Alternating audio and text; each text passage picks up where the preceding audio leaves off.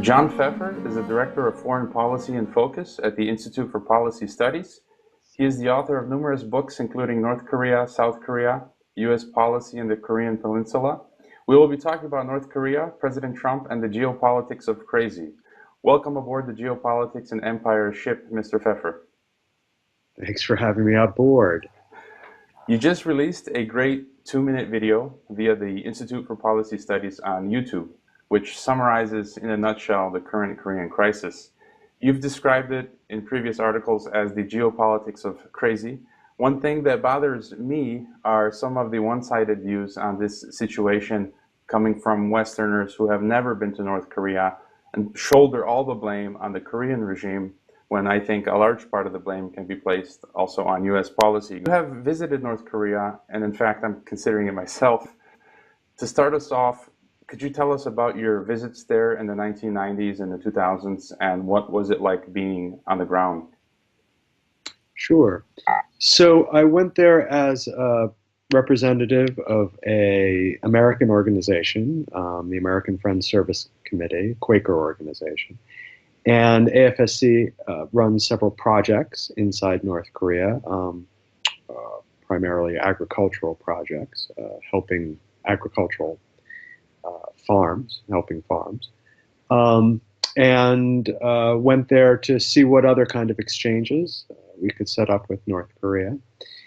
Took 3 trips there, managed to set up a medical exchange and kind of lay the groundwork for a couple of other exchanges. It was a very difficult period, of course, for North Korea. The country entered into a famine in mid-1990s, collapse of industry and agriculture, partly as a result of their own economic choices, partly as a result of the collapse of communism and the failure or the transfer, rather, over to hard currency trade with China and Russia, which made oil, in particular, extremely expensive for North Korea, and partly as a result of natural disasters, floods, drought, that took place in 1994, 1995. So the situation on the ground was pretty bad in North Korea, economically speaking. But still there was, negotiations ongoing with other countries. The agreed framework with the United States was still in place, though there was some backtracking, if you will, on both sides, by the United States and by North Korea. It's a difficult country. There's no question about it. There's a lot of human rights abuses. It's obviously not a democracy, and the country is ruled by basically a family, and underneath the family, a party and the military. So it's very tightly controlled. Not a particularly easy place to live. But going there was, I think, important for at least understanding the North Korean perspective, and certainly the history that North Korea has experienced over the last 70 years or so. And speaking of the history, it seems with the hysterical headlines that we read about, some of the Hollywood propaganda films, such as The Interview, I think, and all of these headlines with Rocket Man and Dotard, it's kind of become cartoonish, the way people view North Korea today.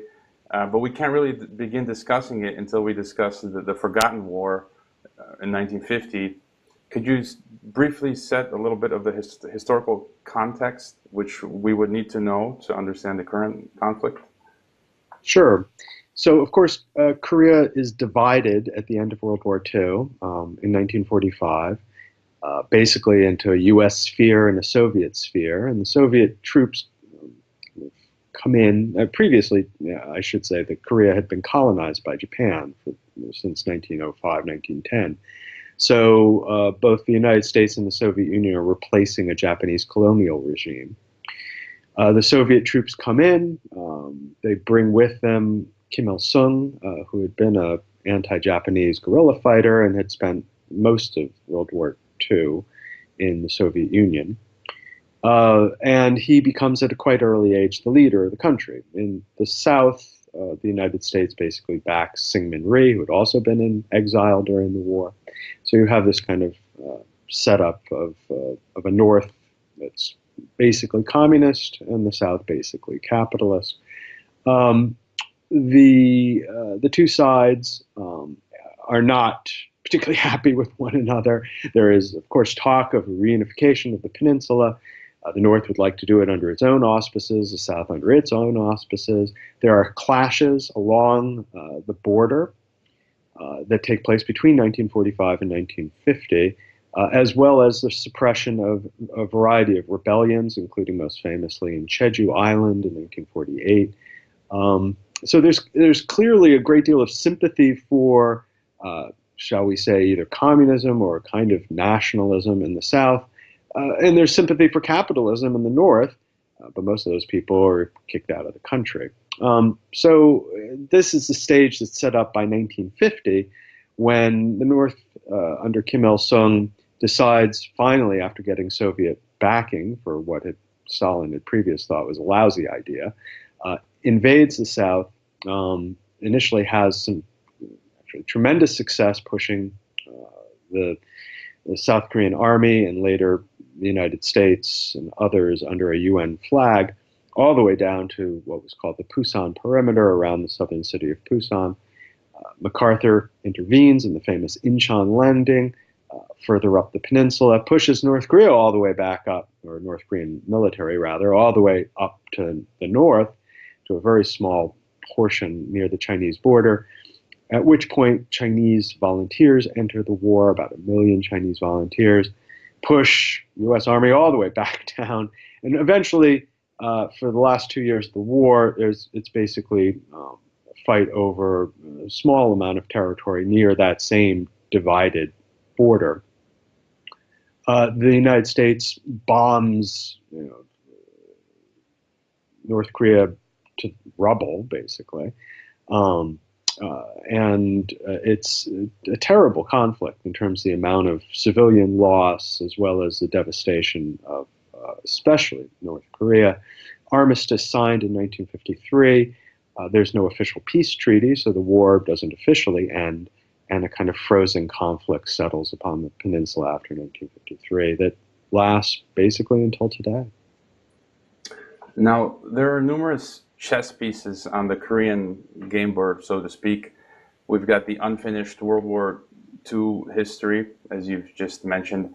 I would think also it's a great pretext to boost Pentagon military spending. Korea could also be considered perhaps a pawn in the greater game between the U.S. and China. I think it's perhaps providing a somewhat superficial excuse for the Pentagon to station missile bases around China. Could you speak to some of these geopolitical variables and others that factor into U.S., Korean, and Chinese interests? Mm-hmm. Well, as you and your listeners know, the Cold War kind of ended officially back in 1991 with the collapse of the Soviet Union. But that was basically the Cold War in Europe, or if you will, Europe and former Soviet Union.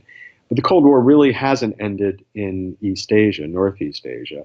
So you still have a standoff on the Korean Peninsula, but more widely, you have a standoff between more or less China, Russia, and North Korea on one side, and the United States, Japan, and South Korea on the other side. Now, it's not quite the classic Cold War standoff that we're familiar with from Moscow, Washington days, because of course the United States and China have a pretty in-depth economic relationship, and they cooperate on a number of other issues. There is, of course, cooperation between South Korea and China as well. Most recently, an agreement finally to end a standoff around an anti-missile defense system that the United States has given or imposed upon South Korea, depending on your point of view. The standoff has produced, or continued, shall we say, U.S. military presence in Asia. The United States has the largest military presence in the region, much more sophisticated even than China. And it is, of course, joined by a pretty substantial South Korean conscription army, as well as Japan, which, even though it's supposed to have a peace constitution, has one of the top military budgets in the world and some pretty sophisticated military hardware. North Korea, obviously, from the mid-1970s on, with the gradual decline of its economy, and then more precipitously in the 1990s after the collapse of its industry, has found itself pretty much outgunned, not only regionally, but even just specifically on the Korean Peninsula. A nuclear weapons program, from North Korea's point of view, is not only a deterrence, a way of preventing any other country from attacking it first, but also a way of kind of evening the military balance on the Korean Peninsula. North Korea was clearly not able to keep pace with South Korea in terms of conventional military spending and conventional armaments. A nuclear weapon basically evens the playing field from North Korea's point of view. But, of course, that sets into motion a pretty deep conflict, not only with the United States, South Korea, and Japan, but even, frankly, with China. I mean, China's not happy with North Korea's nuclear program. It doesn't want an additional nuclear power on its border, particularly one that doesn't listen to what China has to say. Basically, North Korean and Chinese relations have never been particularly good, but particularly around the nuclear program, they've worsened. So, as you point out, the nuclear program serves, and North Korea's military in general, serves as a convenient excuse for the United States to maintain that military presence, 100,000 plus soldiers, as well as close to half of U.S. military assets are based in the Pacific, if you include Hawaii and Guam. So North Korea serves as a pretty useful rationale, also for maintenance of military bases, obviously in South Korea, but also in Japan, most of which are located in Okinawa. The United States insists that those military bases are necessary because of what they call the tyranny of distance. In other words, they have to have assets close enough to whatever potential conflict might break out in the Taiwan Strait or on the Korean Peninsula. So the United States also, of course, has, with the Pacific pivot of the Obama administration, but other Pacific kind of plans prior to that, been interested in containing China. In other words, preventing China from, on a large scale, kind of displacing the United States as a superpower, but also regionally in Asia, preventing China from basically becoming the top dog militarily. It's already the top dog economically. There's not much the United States can do about that, but at least it's trying to contain it militarily. So as you said, the United States has maintained bases throughout the region in part to contain China militarily. And it has used North Korea as a more convenient excuse to maintain those bases and maintain military presence, in part because, as I said, the United States and China have a pretty good economic relationship. And even though anti-Chinese rhetoric does play well, say, during an election campaign, it's a little bit more difficult to maintain once the candidate becomes president, as we've seen quite clearly with Donald Trump, who was relentlessly anti-China as a candidate and has become, it seems, best buddies with Xi Jinping after the Chinese leader visited the United States, and then most recently with Donald Trump visiting Beijing. And one of the most important points I think you make in some of your recent articles and your writings online on the Foreign Policy Focus website, as well as your own website, you wrote a piece titled "Trump the Anti-Gorbachev." Earlier this year, I had the opportunity to meet with former President Gorbachev in Moscow. Regarding the U.S. position toward Russia, he said, "We don't need a Pax Americana. We need to dialogue on equal footing." I think this is the same principle that applies to U.S. policy toward North Korea, as you mentioned in your articles. Diplomacy can get deals done, and that means giving countries a seat at the negotiating table. Surprisingly, just today, Rex Tillerson, the U.S. Secretary of State, had said that he envisions the U.S. And Korea holding talks. Could you explore this solution for us? Is this the best option to solve this U.S.-North Korean crisis? Hmm. Well, Donald Trump basically has only one, shall we say, foreign policy principle. He doesn't think geostrategically, he doesn't think geopolitically. He's only interested in destroying everything that Barack Obama did as president. Tear up the Iran agreement, destroy détente with Cuba, pull out of the Paris Climate Accord. And with North Korea, well, there's actually nothing to destroy because the Barack Obama administration didn't really do anything with North Korea. It pursued a policy of strategic patience, which was basically waiting until either North Korea collapsed or knuckled under to U.S. and international economic pressure, which didn't happen. And so there's really no agreement, there's no negotiating framework for Donald Trump to tear up, which is a good thing in this one case, because it does allow Donald Trump to say, hey, I did something that Obama didn't do. I negotiated with North Korea and ended this nuclear problem once and for all. Now, of course, he could claim to do that with a military attack as well. That's something we obviously hope he doesn't do. But I do think there is still room for negotiations, as Rex Tillerson said, and even as Donald Trump said in a kind of offhand remark during this trip, when he said that he's willing to sit down with pretty much anyone to talk, and that would include Kim Jong-un. On other occasions, he's referred to as a pretty smart cookie. And Donald Trump seems to have no problem sitting down with dictators all around the world. So there should be no kind of human rights concern from his point of view in sitting down with Kim Jong-un. What would it look like specifically? Well, the Russians and the Chinese have put forward what they call a freeze for a freeze proposal, which would mean that North Korea would suspend its missile tests, perhaps its nuclear tests. The United States would suspend its military exercises in the region. U.S. has said that it's not really interested in that because that would reward North Korea's bad behavior. North Korea, however, has said it would be interested in that. So, I mean, there's the basis for a possible start, the first step of de-escalation. I think the most important thing is that the two sides have to enter in with no preconditions. Previously, one of the reasons why there was kind of no movement toward negotiations during the Obama administration is because the Obama administration maintained that that North Korea had to basically pledge to give up its nuclear weapons before it would even sit down at the table, and North Korea was not interested in doing that. Interestingly, it seems as though the Trump administration is not holding to that particular precondition.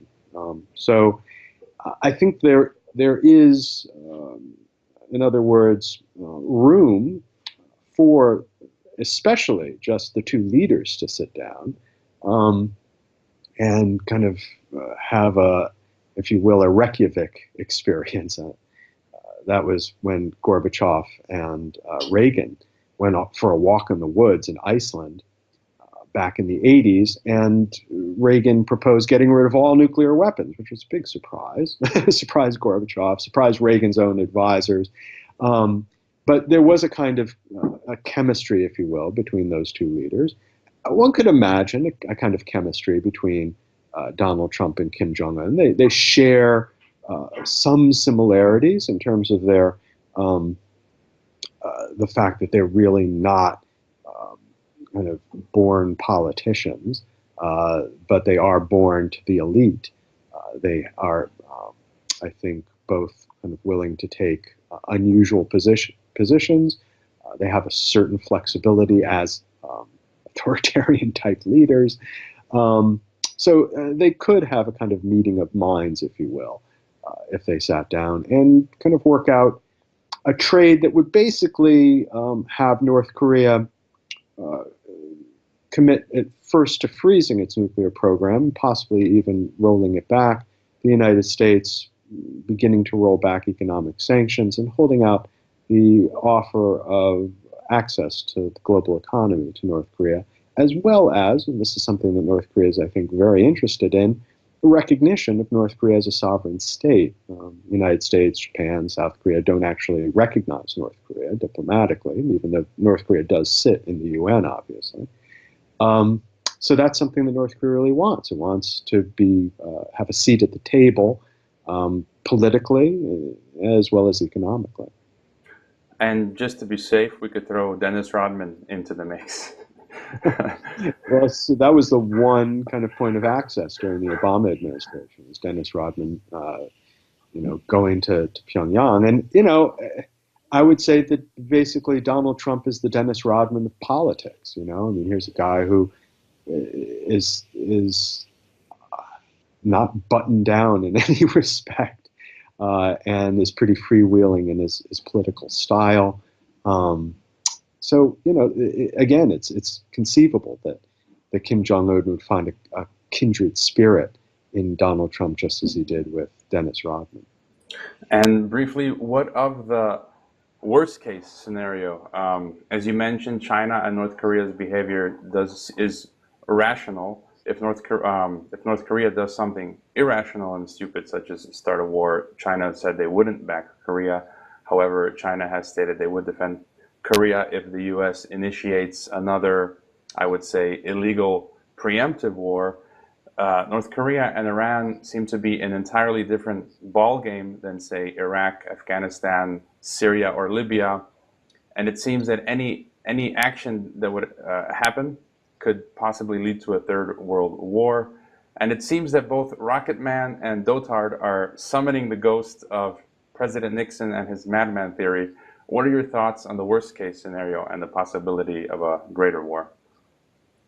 Well, the worst case scenario is, of course, always there. I mean, it's even there when the two sides are talking to one another, because of the risk of miscalculation, the risk of misinterpretation, the risk of just basic mistakes.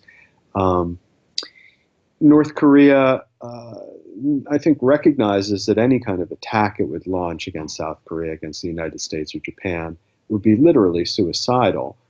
It doesn't have the military capability of standing up to any one of those, much less all three of them. Its nuclear capability is unknown, but my best guess is that it's um, pretty limited, and it's not even clear whether it could deliver a nuclear weapon in any way, shape, or form. So in any case, I think North Korea knows this. It would only launch an attack if it felt it had absolutely no other choice. Um, and the goal then is to ensure that we offer it some choices. We don't want it ever to be in a position which is backed up against the wall and feels it has to lash out militarily. The United States, well, I think, the Pentagon has a pretty level-headed approach to this. It knows what the casualty figures will be. It's been gaming out a Korean War for a second Korean War, that is, for ever since the armistice in 1953. It knows that North Korea, even though it has limited nuclear capabilities, has significant enough conventional capabilities to kill a lot of people, and then possibly chemical weapons as well that could introduce another element to the equation. And so, a million people dead in Korea, many dead in Japan. Pentagon obviously does not want that, and has consistently said that it's necessary to find some other solution. Problem, of course, is that Donald Trump, likes the idea of kind of cutting Gordian knots with a military sword, and B, might believe in the efficacy of missile defense over and above what even the Pentagon believes in terms of what our batteries can shoot down. So that's a problem. If Donald Trump actually thinks that our missile defense system can protect against a retaliatory strike, he might be inclined to deliver a first strike against North Korea.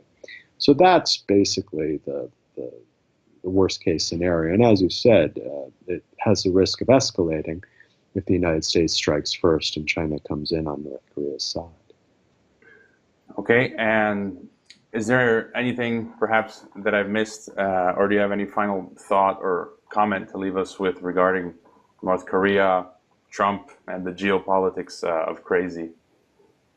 Well, a couple of things. I guess I'd say that South Korea has a new leadership with Moon Jae-in, and that adds a kind of new twist to the situation. Moon Jae-in campaigned on having a different policy toward North Korea.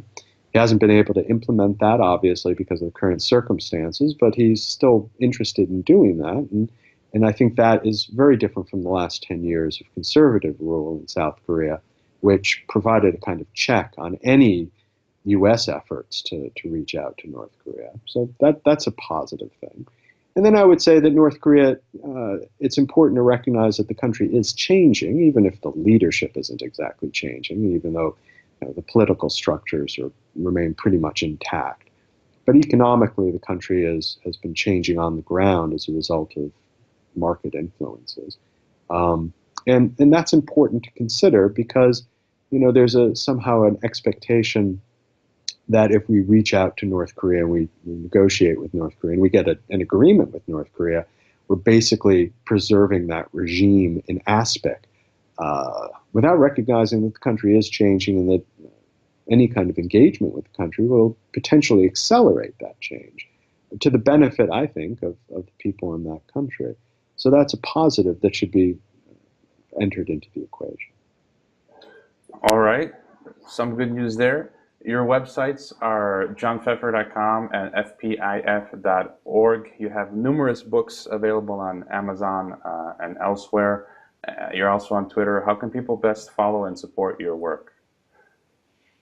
Go into FPIF, go into my website, buy in my books. That would be great. And I'm writing on Korea pretty much, at least a couple of pieces every month. So.